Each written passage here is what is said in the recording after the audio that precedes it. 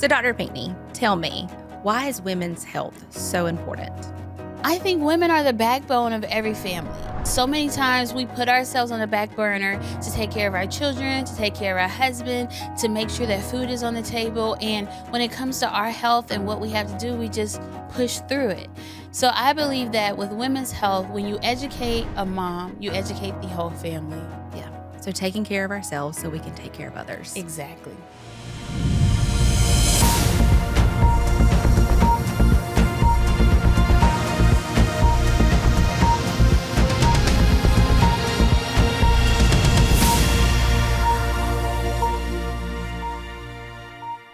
Welcome to Pulse Check, the all-new podcast by Carolina Pines Regional Medical Center. I'm Erin Griggs, your Director of Growth and Outreach, and today I am here with Dr. Ashekia Pinckney, a board-certified OB-GYN with our Carolina Pines Medical Group Women's Care. Thank you for being here today. Well, I thank you for having me. It's so exciting to be here at Carolina Pines and also to be on the brink of this new podcast. So exciting. So like she said, my name is Dr. Ashekia Pinckney. I am an obstetrician gynecologist here at Women's Care of Hartsville. Starting in February, it'll be 2 years at the practice, and I'm loving it. Wow, I can't believe it's already been 2 years. I know, right? I feel like we were just doing your out and about, getting you introduced to everyone, but that happened fast. I know. You took me on my tour, took me on driving around my hometown so I could see all my familiar stops. That's so, right. Yeah, man, 2 years, February of this year. So can't wait to see what the future holds. And that's one great thing about you, Dr. Pinckney, is you're back here in your home county to serve your community that you grew up in, that raised you. How does that feel? It's like you never meet a stranger, you know? So, yeah, I was actually born in Atlanta, but my parents moved back to Darlington, where my father is from, when I was in 5th grade. So I played for Darlington High School, point guard, go Falcons. And then I also graduated from Mayo High School. And then after high school, I left. I went, did all of my training. And after the pandemic, it just reminded me how important it was to be with family. And even though I'm not related to everyone in Darlington, it feels like coming back home to family. That's great. Well, we are so fortunate to have you back here, and I know I'm thankful. So tell us a little bit about your educational background and your journey, and what led you down that road to women's health and becoming an OB-GYN? So I always knew I wanted to be a doctor, you know, like those kids on their kindergarten paperwork. If my mom was a hoarder, she probably would keep it, but she throws away everything.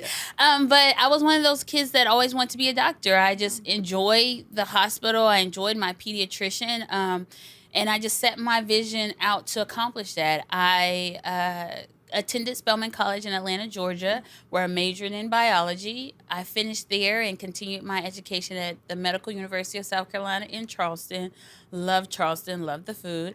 And then after that, you know, we get our match and we go and we do all of our training. So initially I matched at Meharry, which is in Nashville. Okay. It was a smaller program, and at that time they were not meeting the requirements for the numbers. So I made the decision that I want to be trained, and I want to be trained the best way I can be. So I transferred to the University of Tennessee, Memphis, and that was an experience. Memphis is country and urban, all mixed up in one, but I feel as if my training was bar none.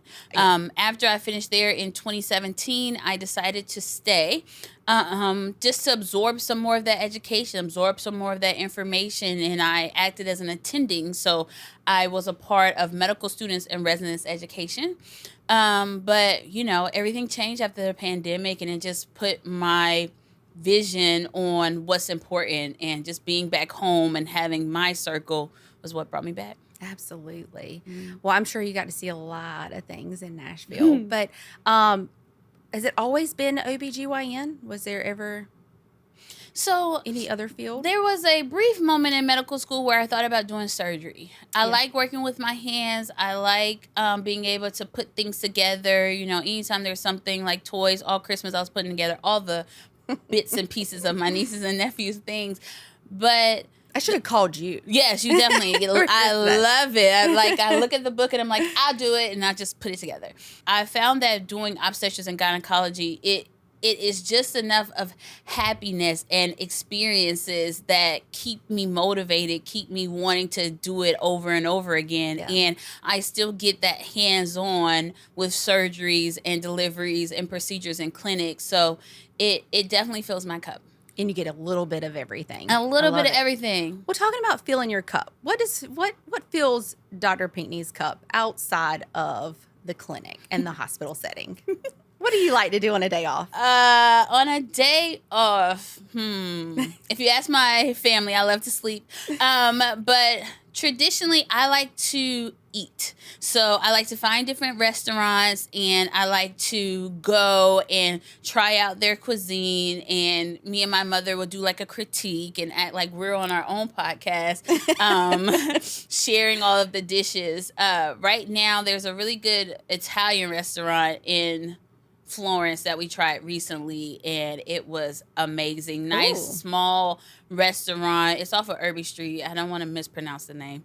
And then outside of that, I like to cook myself. So I don't like to cook just for me, so I can't cook small meals, but I like to look at a recipe online and say, okay, I'm going to go and make that. But it has to be a group of people because leftovers are not my friend. Well, I'll always take your leftovers, or you can call me. Right. Well, okay. So, Dr. Pinckney, tell me, why is women's health so important? Wow. And, you know, big question. It's right. Such a big question. But I think women are the backbone of every family, you know, and so many times we put ourselves on the back burner to take care of our children, to take care of our husband, to make sure that food is on the table. And when it comes to our health and what we have to do, we just push through it. So women's health is important because in that job of being a mother, wife, caretaker, you need to be able to be healthy enough to continue that. You need to be able to have an understanding of what your body is doing and how your body is changing so that you can make sure that you keep that balance in your life and are able to remain the backbone and don't flip your script and go do something completely different. Yeah. So I believe that with women's health, when you educate a mom, you educate the whole family. Yeah. So taking care of ourselves so we can take care of others. Exactly. So today we want to talk about women's health, and we want to break down some of those misconceptions and miscommunication that's out there. And we have a few myths that we want to talk about. A lot of myths. I know. So for the sake of time, we're going to have about 5 that we're going to talk about. So first one being period pain. And, you know, a lot of times this is kind of the first thing we experience as a woman, as we enter womanhood. And, you know, we learn this from our older sibling or our cousin or a health class. And so we have this understanding like, oh, congratulations, welcome to womanhood. You have a period. But what is it normal? What is normal? What is a normal period? So I'm so glad that we're having this podcast and talking about myths. I find myself constantly battling the myths, not only of social media, but the myths of aunts and mothers and siblings and things like that.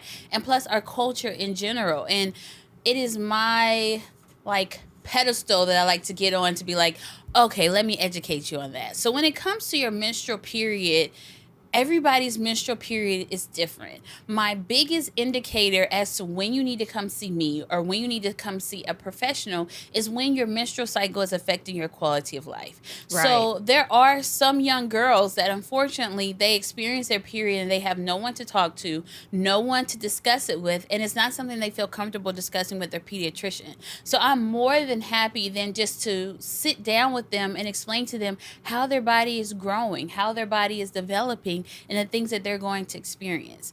And like you mentioned, the pain of menstrual periods varies from woman to woman, but there are so many of us women that are just taught to grin and bear it. Like, this is the curse that we have to bear, and take your heating pad and push on through, you know? But when you're noticing that your menstrual period is so bad that you're not able to get out of bed, you're not able to do the normal activities that you would do, or if it's affecting your quality of life in any way, that's when it's time for you to come see a doctor. So that misconception has always been just push through. It's part of it, and it shouldn't be. And that's when they should come see Dr. Pinckney. Yes, ma'am. You know, but this kind of brings us to our next myth of pushing through, is postpartum depression is just baby blues, and it's okay. It's normal, but it's not. Not at all. No. So there has been an initiative in South Carolina recently that we have noticed that postpartum depression, postpartum blues has been something that's been plaguing our population. The Medical University of South Carolina has even started a program called Impact that allows women to receive free behavioral health therapy via telehealth for at least up to a year after the baby's born. So if they build that relationship while they're pregnant, then they have someone to walk with them in the postpartum period. So with postpartum blues and postpartum depression, so postpartum blues are those first 2 weeks after delivery where they notice that their mood is not the same. So they're not as happy as they thought they would be. They're having trouble sleeping. They're having loss of interest in the things that they want to do. And then the guilt, right? Because everybody's around you like, oh, aren't you so happy your baby is here and y'all are healthy and this and the other. And so there are so many women that combat that in those first 2 weeks. And so I have after a recommendation from our governing body that we actually have a 2-week or 3-week and a 6-week postpartum appointment. That 2 to 3 week appointment is to capture those type of emotions that women are experiencing. So like, that we hey, can, how are you? Yes. Tell me what's going on. Exactly. How are you feeling? What do you need? You know, because yeah. this is probably the first time someone has even asked them about themselves since the baby has been there. You That's know, right. and you see all those like social media, TikTok things where it's like all the grandparents care about is a baby, but that is so real. That's and right. when someone is going through postpartum depression and blues, that makes them feel even more isolated. And I want to be that safe spot. No, ma'am, I'm not a therapist, please. But I can walk you through those emotions and trying to figure out what will be the best management for it. Sometimes some women just like the fact that someone is listening and they don't have to talk about the baby and they don't feel guilty about it. While some women are actually in need of medication. And that's okay. It's okay. It's okay. That's what they need to hear. Exactly. It's okay. It's okay. Yeah. Because so many times you have this like an idea that everyone's just supposed to be glowing after their delivery and just walking in the glow of motherhood, but it's a hard job. It's a hard job. It's a hard job. Yeah. And I want to be an advocate for them to tell them that this is okay. And if we need medication, we get medication. If we need a therapist, we get a therapist. But we're going to walk through this together. Yeah, no, absolutely. And that's the thing about postpartum depression and anxiety is it doesn't discriminate. It can happen to anyone at any time. It doesn't matter if it's your first baby or your fourth baby. It doesn't matter what support system you have around you. It can happen to anyone. And just knowing that it's okay and there's people out there to help, and you to go to speak to your doctor. Exactly. Go talk to them. Tell them how you feel. I love this initiative, and I love that creating that postpartum appointments at 2 weeks and you know, earlier than what you typically are going back and just having that me conversation. Like, are you okay? How are you feeling? Yes. No, absolutely. Yes. So I think that if there's one thing they hear is that it's okay and talk to your provider. Right. It's okay not to be okay. And it's like, okay. we're here for a reason. So let's move on to our next myth, and that's the pressure to hold it together just does not fade away. It just changes its forms. And we see that again when we talk about menopause. Yay. So menopause happens at 50 and it wrecks your life. Is that a myth? I think it is a combination of yes and no. So menopause presents itself differently in every woman. And like we all know, the way that media presents it is like, oh my God, she's having a hot flash and she's losing her mind. But there is a umbrella of symptoms that go along with menopause, and everybody is not going to feel everything under the umbrella, you know? And so what I like to think about is the person as an individual. So whenever someone comes in and say they feel like they're experiencing menopause, and especially with today's social media and podcasts and everything that's out there. The drinks, the gummies, all the things. The teas, the everything, you know? Like, there's so much information out there, and it's like trying to drink through a fire hydrant. And so I like to take that opportunity when someone comes into my office and says, I feel like I'm having menopause, to really get down to their symptoms, as well as to explain to them what the strict definition is. So the strict definition of menopause is no period for a year. All of the other symptoms that we hear about, hot flashes, night sweats, vaginal dryness, trouble sleeping, brain fog, all of those things doesn't necessarily apply to every woman. And so, yes, in the strict definition, you may not have reached a point where your periods have stopped completely, but you may be experiencing some of those symptoms beforehand. And it's my job to try to sort through some of that information. And like you said, I said yes and no to the fact of it being it wrecks your life. Again, if something is affecting your quality of life, please seek a professional. But yes, the average age in America of menopause is about 50 to 52.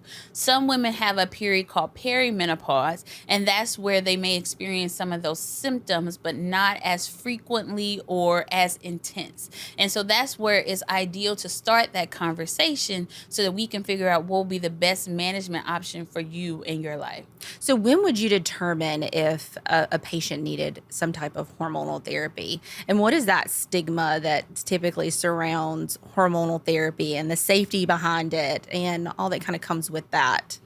Yes. So research is not always our friend, right? So there will be studies that will be like publicized. So the reason that hormonal therapy got such a bad rap, so to speak, is that in the 1990s, they presented a study where they were giving hormonal therapy to women that were over the age of 65, and they did not account for the other comorbidities. And so when they saw adverse effects happen for hormonal therapy, they rested it all on the hormones rather than the fact that this woman was over the age of 65. She already what else is going on with the patient? She already had cardiovascular disease. Yeah. She was a smoker. No one talked about that. We just hung it all on hormones. Right. And so whenever there comes research and whenever there comes to someone's understanding of things that are harmful, then that's when you have to talk to your medical professional so they can tell you the research, right? And so we have found that hormone replacement can help with your quality of life.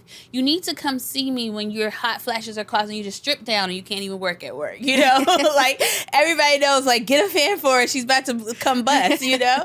Or when you're sweating at night and your husband is freezing and he's borderline pneumonia because you can't sleep under the covers. You know, so that's when you have to come and seek out help. And then when you come to me, my job is to categorize your symptoms and try to get you to the best plan that's possible. Sometimes it's not even hormones. You know, there have been studies that have shown that even being on an antidepressant can help with your symptoms. Oh, wow. I did not know that. Or you can just do holistic things like medications like black cohosh or plant estrogens that are bioidentical to our own estrogens that can help with the overall symptoms, you know? And so there are a myriad of treatment options, just like there's a myriad of symptoms that each woman has, but we won't know how to treat you until you come talk. Absolutely. So what age would you say most women could start to experience those perimenopausal symptoms? Yeah, and so every individual varies. Usually I like to tell women, speak with the other women in your family. Prayerfully, y'all are open and have that type of relationship. Right. Speak to the other women in your family about their symptoms and when did they start experiencing some of those things. And that will give you an idea of when you will undergo menopause. But in our culture, it's so common. Oh, she lost her cycle a long time ago. She don't talk about that stuff like that. Okay.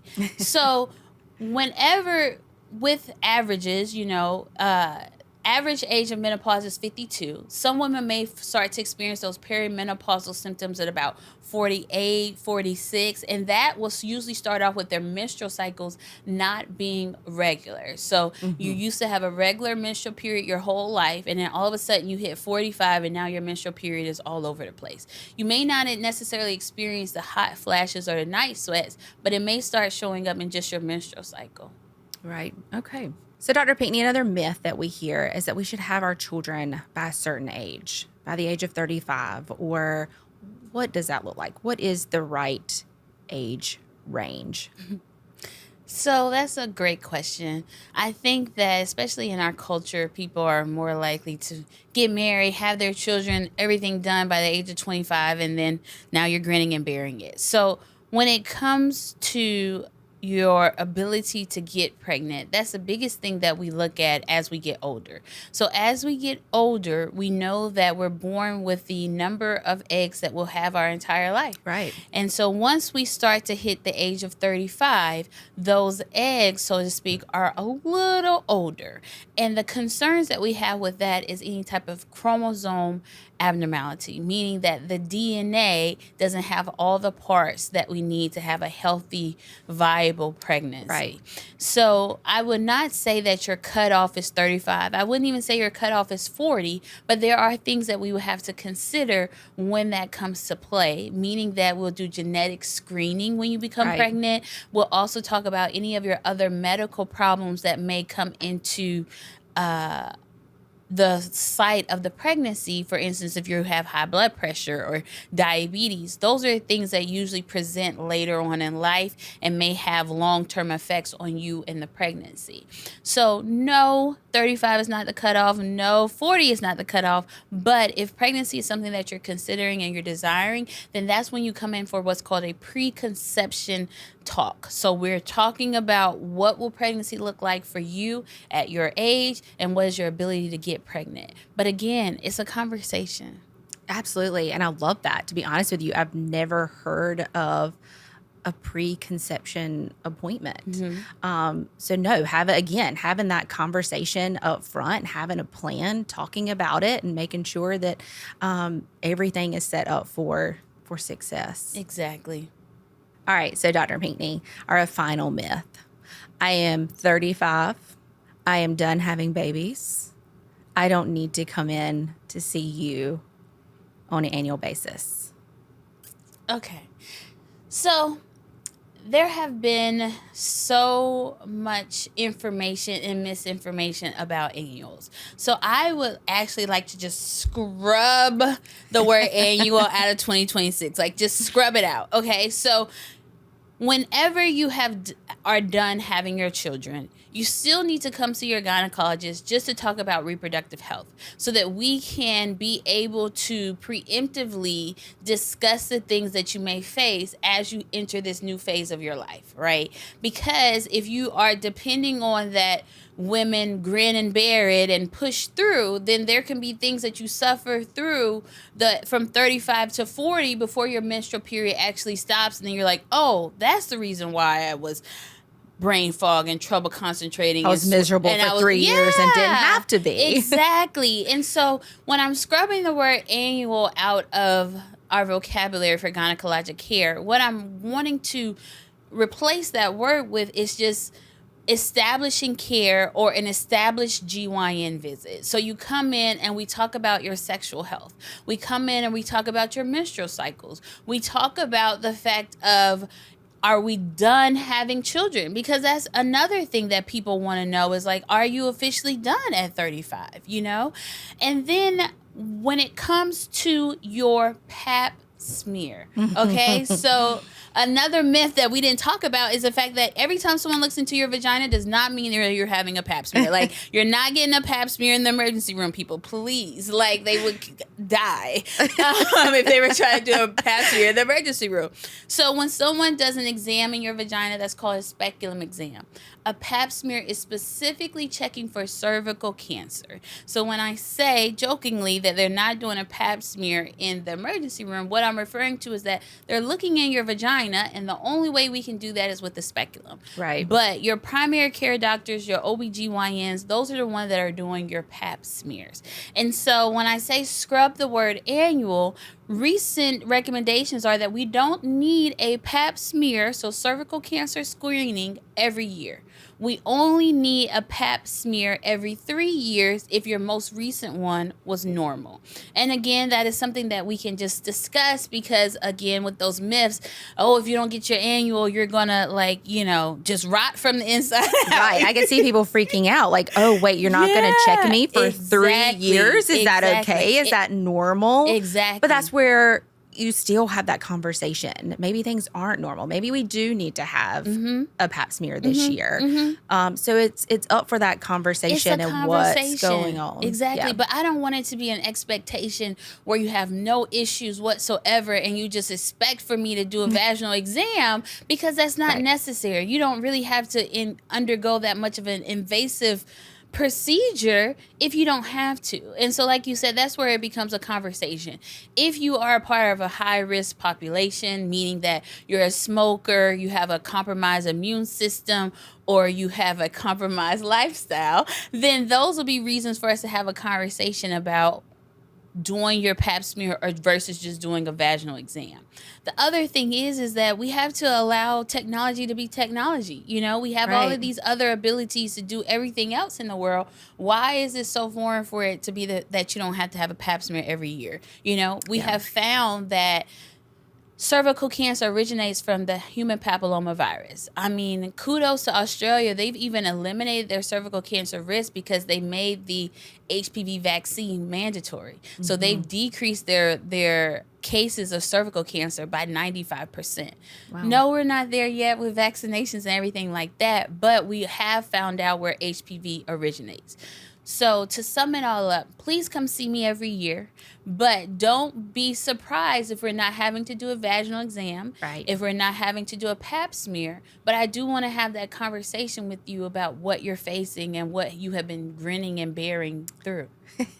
So if you have a patient that comes in and the recommendation is every 3 years, but they're adamant that no, that makes me nervous. I still want to be checked. I've had a friend who was diagnosed with cervical cancer, or maybe there was a history somewhere down the line of breast or cervical cancer. What would be that recommendation to them? Then I'll do it. Yeah. And because of the fact is that if that is your own testimony, right? So a lot of times when we try to give this cookie cutter medical care, then people don't get the care that they need. I love that. Yeah. It is not cookie cutter. Not Everyone cookie cutter. is not cookie. Yes. Women's health is not cookie cutter. Please don't. It's not cookie cutter. Because of the fact is that if you have those anxieties, if you have those concerns, then if I can alleviate your concern by doing a vaginal exam and doing your pap smear, of course I'm going to do so. But my job is to educate you, because I would hate for you to go to social media and you see, I haven't had a pap smear in 3 years and I'm just healthy. And then you're looking at me like, why are you looking at that every year? And so I like for it to be a conversation and also a way for me to educate you. Right. Because going back to my motto, is like if I educate a mom or I educate one patient, I educate a whole family, because they're going to talk to their sisters, their friends, their daughters, their aunts, their mothers, etc. But if I educate you, then you are able to make the best decision for yourself. And that's where we change some of these misconceptions, the miscommunication out there is to educate. It's to educate. Yes. Dr. Pinckney, I think this conversation has been wonderful today. But I think one thing that we have gotten across is that it's not about checking boxes. Women's health is not cookie cutter. It's about being heard. It's about feeling supported in every part of this women's health journey. So is there anything else that you would like to tell our listeners about women's health? I would say that it's okay not to be okay, and it's okay to have questions. There is so much information out there between family members and social media. Make a list of your questions and go talk to your healthcare professional about all of your questions and concerns, because the only way that you'll be able to feel complete in your own body is if you're able to answer those questions and you have a trusted source that you can depend on. Google is cool. I love Google. I love ChatGPT, but you can't replace that with experience. That's right. As well as a doctorate of medicine, So please come talk to us. Please find a provider that you feel comfortable with and that you can ask those questions. Have that open conversation. Yes. Absolutely. Thank you so much, Dr. Pinckney, for being here today. And thank you for your honesty and your compassion. But most importantly, thank you for being here, a part of this community and a part of Carolina Pines Medical Group. We appreciate you. Oh, thank you so much for having me, Erin. I really enjoyed it. And thank you to our day one listeners, to our very first episode of Pulse Check. Thanks for listening to Pulse Check. If you enjoyed this episode, be sure to like, follow, subscribe, and share it with someone who might find it helpful. Your support helps this podcast reach more people in our community. Pulse Check is a production of Carolina Pines Regional Medical Center. Special thanks to our producers Hannah Cadell and Anna Tingen. Audio, video, and editing services by Seth and Grayson Johnson at Lockwood Studios. We'll see you next time.